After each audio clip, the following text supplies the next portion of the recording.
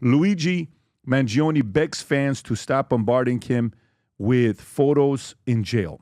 Okay, so Luigi Mangione, accused of murdering United Healthcare CEO, is pleading with fans to stop sending him so many photos while he awaits trial in Brooklyn Federal Prison. A statement on his Legal Defense Fund website explains Luigi Mangione appreciates the photos that are sent and kindly asks that people send no more than 5 photos at a time, as all mail is screened by law enforcement and the volume has overwhelmed processing times. Despite facing murder and terror charges, Mangione has attracted a devoted following with over $616,000 raised for his defense fund.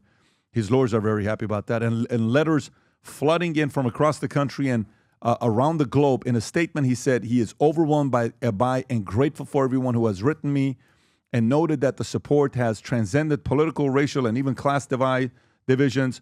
Protesters chanting "Free Luigi" gathered outside the latest court appearance, many wearing green Nintendo Luigi hats in an apparent reference to his name. Rob, is this it, Rob? Do you have a clip for this? Yes, this is a bunch of Luigi Mangione's fans outside of the courthouse. Just a quick clip.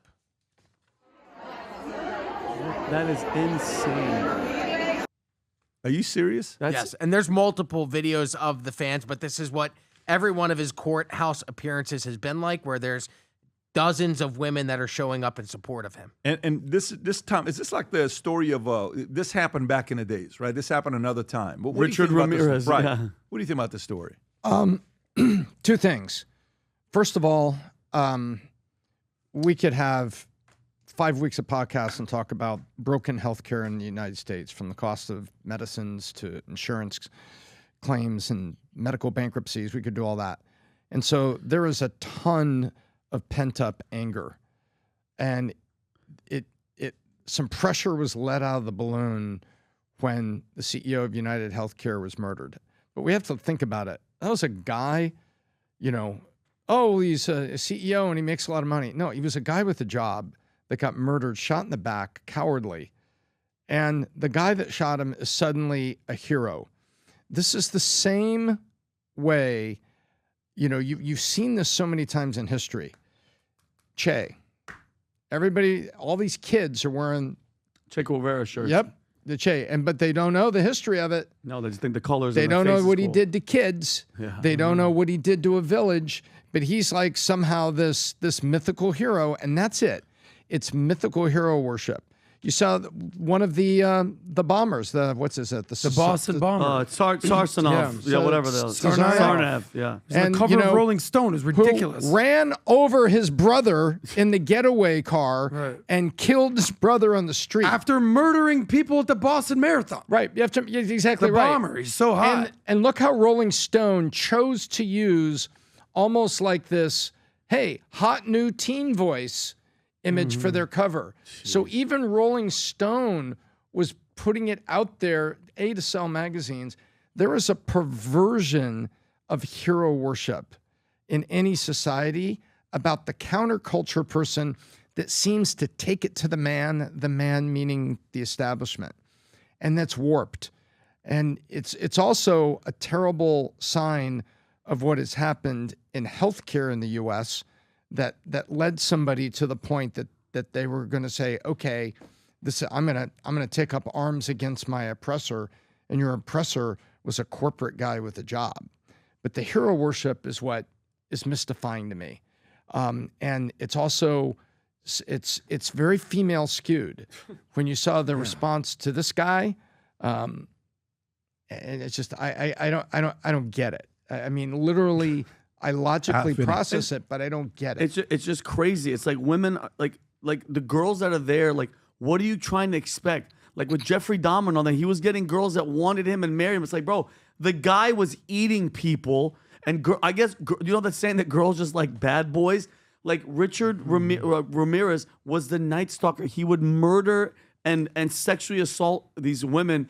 And I don't know what it is. They don't want the nice guy. They want a bad boy murderer, serial killer, and that's what turns them on. And dude, what was his name that got married, Pat? Ted Bundy got married in jail, didn't he? I think Ted Bundy, let me check really. Yeah, he's serial killer. He got love notes and married Carol Ann Boone while he was on death row. He also claimed to to have do? a Christian conversion in jail and released information about murders in cases that had never been tried. Wow. You know what I'd love to do? Yeah. I'd love to see all those women that show up to Luigi's Mangione. whatever. Yeah.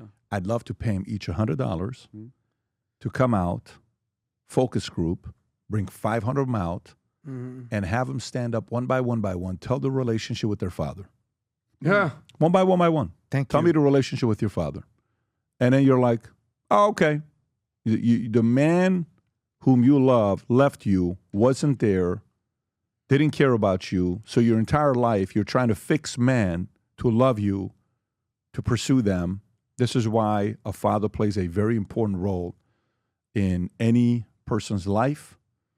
And especially if we want to lower crime, stupidity, depression, anxiety, any of that stuff, recognize fathers that stay there to raise their kids. It's not an easy job.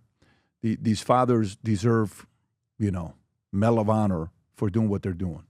Because in a place like this, where the entire system is there to defend women, fathers who sit there to say, I'm going to make sure I do my thing with my kids, we have to recognize them. And especially mother and father, husband and wife that choose to raise their kids on proper values, they deserve recognition. They don't have to be millionaires. Some of these guys make 40 grand a year and 80 grand a year, household income 120, but they're doing their best to be a good father, a good mother. I would love to interview every one of those girls that's out there waiting for Luigi Mangione. Let's do a group podcast with 500 of them. One by one, I'd go interview every one of them if they're willing to be honest. If they're willing to be honest. And we'd be able to verify it if they're willing to be honest. Because only a person that has got issues is going to show up and think that's their hero. That's the man to look up to. Adam, thoughts? Well, I've spoken with a lot of these women in my day, and a lot of them have daddy issues, and a lot of them hate men, and a lot have been told that they don't need a man, and a lot of them are basically told that the future is female, and they're very emotional, and they're not exactly logical actors. I mean, they're going and...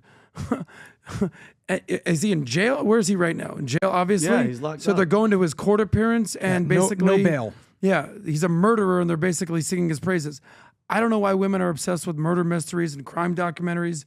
I think Pat's onto something. I think a lot of it has to do with daddy issues. There used to be a famous phrase: a dad's number one job is to keep his daughter off the pole. These days, part two to that is keep your daughter away from the feminist movement. So because part of the feminist movement at its core, you talked about Che Guevara or what's going on here with the Tsarnaev brothers, is a deeply, deeply anti-capitalist, pro-socialist, pro-communist movement.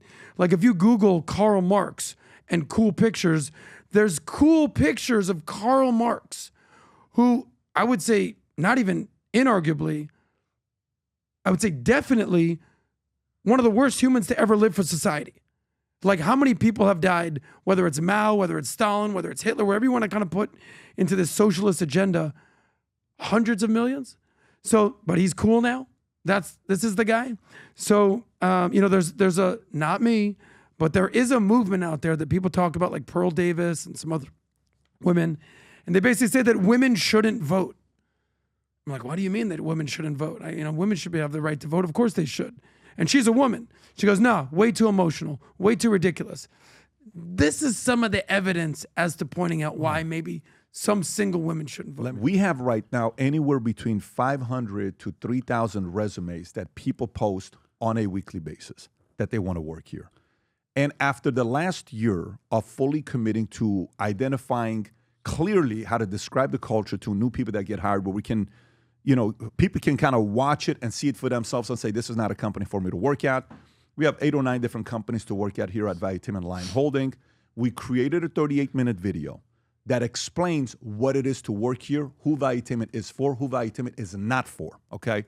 For the right person, it could be the last job you'll ever have. For the wrong person, there's going to be conflicts on both sides, and we don't want that. We want to be able to find a place that we can work together for a very long time to come. Having said that, this is what we did. We created this, and a lot of our clients at BDC right now are asking for this. So it's the Valuetainment culture, okay? right here, beginning to the end, explaining everything about us, what it is to work here, how we do our meetings with our management team, how we hold each other accountable, what the culture is like. All of that is in this culture deck that we have. So there's two things. One, you can purchase this for $19 on the website right there that Rob is showing, this culture deck. Or anybody that places an order and you buy anything over $100, the first 100 are going to get one of these put in the box, sent to you. Again, this is for those of you that either want to find a way to work here. Maybe you're running a business and you want to find out on how to create your own culture deck when you're hiring people. This will give you ideas. Or you have somebody that you have a son, a daughter, a husband, a father, somebody that loves Valuetainment, loves what we do here, and they want to find a way to bring the value to the company, whether it's our consulting firm, Minnect, any of that stuff, and you want to give this to them. Again, you can buy these for $20 or you can place an order over $100 and we will send this over to you. And for those of you that want to watch the 38-minute video about our culture, you can simply text the word culture to 310-340-1132. Again, text the word culture, C-U-L-T-U-R-E, culture, to 310-340-1132. We will send you a text back with the video for you to watch on the culture of working at Valuetainment. Again, go place the order on these booklets because we have limited supply for sale. The rest we're keeping for the people that we are hiring. Thank you. If you enjoyed this video, you want to watch more videos like this, click here. And if you want to watch the entire podcast, click here.